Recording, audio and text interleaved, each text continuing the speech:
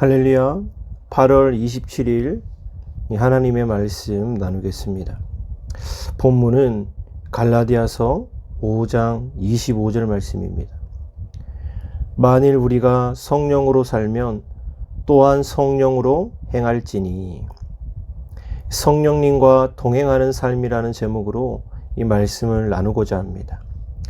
사랑하는 성도 여러분, 오늘은 드디어 이 성령론 시리즈 12번째 시간입니다. 이 성령론 마지막 시간입니다. 우리는 12번의 말씀을 통해서 이 성령님이 누구신지, 성령님께서 우리에게 무엇을 하시는지, 그리고 성령님과 어떻게 살아가야 하는지를 살펴보았습니다. 오늘 이 마지막 시간에는 모든 내용을 하나로 묶어보겠습니다. 성령론의 결론은 무엇입니까? 이 성령을 많이 아는 것이 아닙니다. 성령에 관한 지식을 많이 갖는 것도 아닙니다. 또 특별한 체험을 많이 하는 것도 아닙니다. 결국 이 성령론의 목적은 하나입니다. 성령님과 함께 살아가는 것입니다. 이 본문은 이렇게 말합니다. 만일 우리가 성령으로 살면, 여기서 중요한 것은 성령으로 살면이라는 말입니다. 이 그리스도인의 삶은 이 성령으로 시작합니다. 우리가 예수님을 믿게 된 것도 이 성령의 역사입니다. 이 죄를 깨닫게 된 것도 성령의 역사입니다. 복음을 믿게 된 것도 이 성령의 역사입니다. 죽어있던 우리의 영혼이 하나님을 향하게 된 것도 성령의 역사입니다. 그러므로 우리의 구원은 처음부터 끝까지 하나님의 은혜입니다.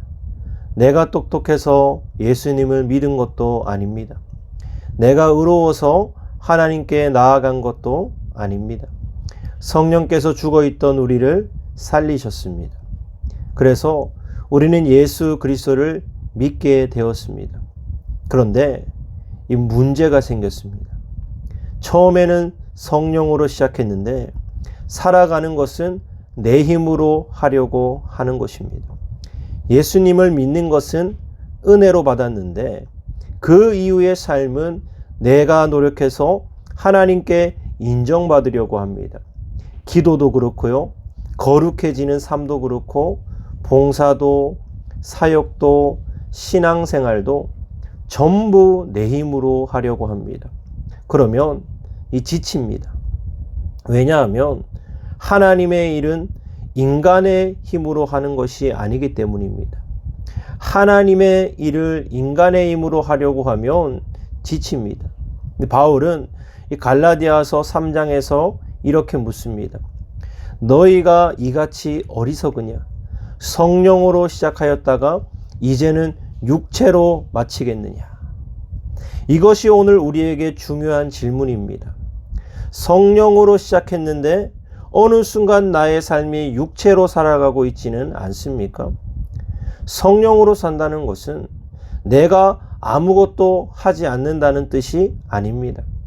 오히려 내가 할 일을 하되 내 힘을 의지하지 않는 것입니다. 이 말씀을 전할 때 성령님을 의지합니다.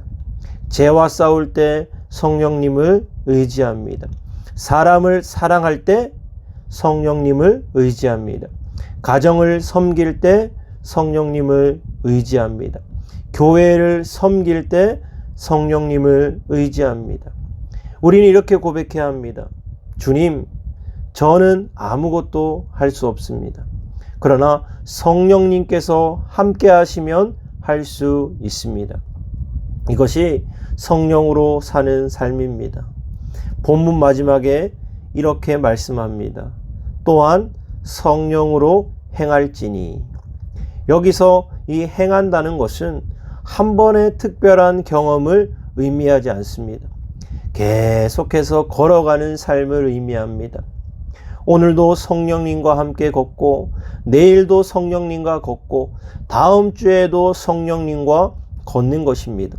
성령 충만도 한 번으로 끝나는 것이 아닙니다. 매일의 삶에서 성령님의 인도하심을 받아야 됩니다. 그래서 신앙은 마라톤과 같습니다. 한번 뜨겁게 뛰는 것이 중요한 것이 아니라 끝까지 걷는 것이 중요합니다. 성령님과 동행한다고 해서 더 이상 죄의 유혹을 받지 않는다는 뜻은 아닙니다. 오히려 우리는 계속 죄와 싸웁니다. 하지만 달라지는 것이 있습니다. 예전에는 죄를 사랑해서 저질렀고 따라갔습니다. 이제는 죄를 미워하기 시작했습니다. 예전에는 죄를 지어도 아무렇지 않았습니다. 이제는 죄를 지으면 마음이 아픕니다. 예전에는 죄를 숨기려고 노력했습니다. 이제는 하나님 앞에 가지고 나갑니다. 왜 그렇습니까? 성령께서 우리 안에서 거룩한 갈망을 일으키시기 때문입니다. 성화는 죄가 전혀 없는 상태가 아닙니다. 죄와 싸우며 점점 예수님을 닮아가는 과정입니다. 성령론을 마무리하면서 이것을 반드시 기억해야 합니다. 성령님은 자신을 자랑하게 만드는 분이 아닙니다. 성령님은 예수님을 높이십니다. 성령님께서 우리를 거듭나게 하신 것도 예수님을 믿게 하기 위해서입니다. 우리의 삶이 형통하고 우리가 잘 나간다고 해도 우리가 우리 자신을 높이고 있다고 생각하면 다시 한번 생각해 봐야 돼요. 잘 나가든 안 나가든 형통하든 형통하지 못하든 예수 그리스도를 높이는 삶의 가정이 돼야 돼요. 성령님께서 열매를 맺게 하시는 것도 예수님을 닮게 하기 위해서입니다. 성령님께서 은사를 주시는 것도 예수님의 몸인 교회를 세우기 위한 것입니다. 예수님의 길을 걸어가는 것이 이 성령님을 따라가는 우리의 삶이 되시기를 바랍니다. 그러므로 성령 충만의 가장 확실한 증거는 내가 얼마나 특별한 체험을 했느냐가 아닙니다. 내 삶에서 얼마나 예수 그리스도가 드러나고 있느냐입니다. 이 성령론 6번째에서 배웠던 말씀이 다시 연결됩니다.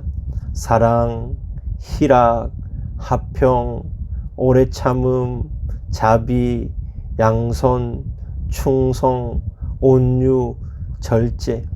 이것이 성령의 열매입니다. 그러므로 성령님과 동행하는 사람은 점점 달라집니다. 말이 달라지고, 생각이 달라지고, 관계가 달라지고, 돈을 바라보는 태도가 달라지고, 고난을 대하는 태도가 달라지고, 죄를 대하는 태도가 달라집니다. 왜냐하면 우리 안에서 예수님의 성품이 자라나기 시작하기 때문입니다. 사랑하는 성도 여러분, 성령님과 동행하는 삶은 목회자만 사는 삶이 아닙니다. 선교사만 사는 삶이 아닙니다. 신앙생활을 오래 하는 사람들만 사는 삶이 아닙니다. 예수님을 믿는 모든 사람이 살아야 될 삶입니다. 아침에 눈을 뜨면서 성령님 오늘도 저와 함께 해주세요. 기도할 때 성령님 제 기도를 도와주세요. 말씀을 읽을 때 성령님 말씀을 깨닫게 해주세요. 사람을 만날 때 성령님 예수님의 마음으로 대하게 해주세요. 그리고 죄의 유혹을 받을 때도 성령님 이 죄를 이기게 해주세요. 이렇게 하루하루를 살아가는 것입니다. 여기서 우리가 잊지 말아야 할 것이 있습니다. 성령님과 동행하는 삶은 내가 원하는 것을 이루는 삶이 아닙니다. 내가 죽고 예수님이 사시는 삶입니다. 갈라디아서 2장 20절의 고백처럼 내가 그리스도와 함께 죽고 십자가에 못 박혔나니 내 자아가 죽고 내 욕심이 죽고 내 교만이 죽고 내 뜻을 내려놓고 그 자리에 예수님이 사시는 것입니다. 성령님은 우리를 바로 그 십자가로 인도하십니다. 왜냐하면 십자가에서 내가 죽고 예수님이 사는 것이 복음의 삶이기 때문입니다. 사랑하는 성도 여러분, 오늘 이 성령론 시리즈를 마치면서 우리에게 한 가지 질문을 던지고 싶습니다. 나는 지금 성령님과 함께 걷고 있는가? 성령님이 내 안에 계시는 것은 내 감정에 달려 있지 않습니다. 예수 그리스도를 믿는 자에게 성령님께서 거하십니다. 그러나 문제는 이것이죠. 나는 그 성령님의 인도하심에 순종하고 있는가? 성령님께서 말씀하실 때 듣습니까? 죄를 깨닫게 하실 때 회개합니까? 사랑하라고 하실 때 사랑합니까? 용서하라고 하실 때 용서합니까? 섬기라고 할 때 섬깁니까? 복음을 전하라고 할 때 복음을 전합니까? 그리고 무엇보다 예수님을 더욱 사랑하고 계십니까? 사랑하는 성도 여러분, 성령론의 마지막 결론은 이것입니다. 성령으로 시작하십시오. 성령으로 살아가십시오. 성령으로 걸어가십시오. 그리고 마지막까지 예수 그리스도를 붙드십시오.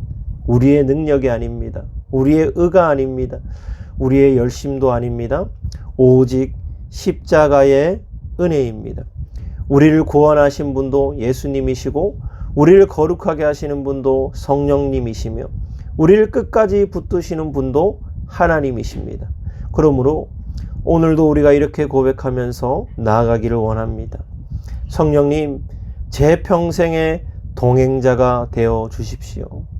제 뜻보다 하나님의 뜻을 선택하게 하시고 죄와 타협하지 않게 하시며 예수님을 닮아가게 하시고 마지막까지 제 믿음을 지키게 하소서.